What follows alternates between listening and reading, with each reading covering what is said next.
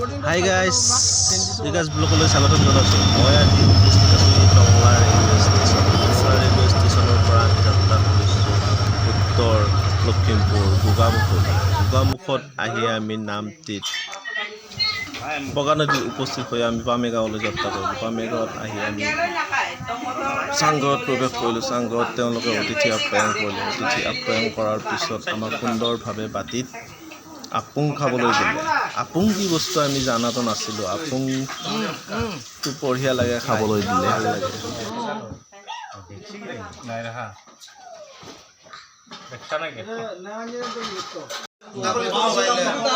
এতিয়া আমি ভাত খাবলৈ ওলাইছোঁ।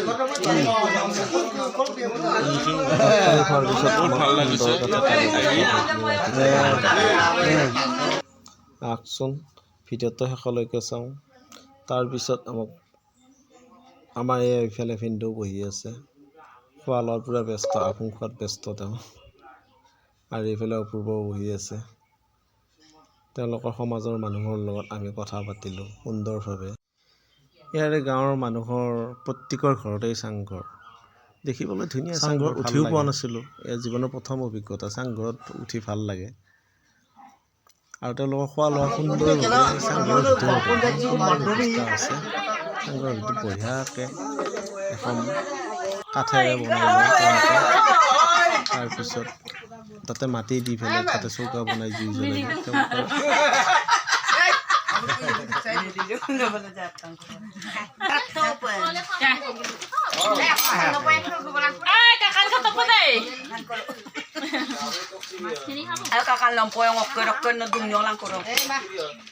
আপোনাৰ গানটো আকৌ লগাই দিছে। চাংঘৰ ধুনীয়া কি চাংঘৰ ধুনীয়া কেনেকৈ বগান জখলা কলেং।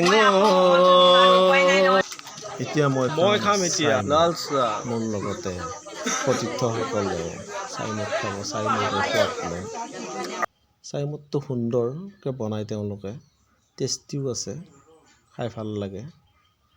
ভিডিঅ'টো যদি ভাল লাগিছে লাইক এণ্ড ছাবস্ক্ৰাইব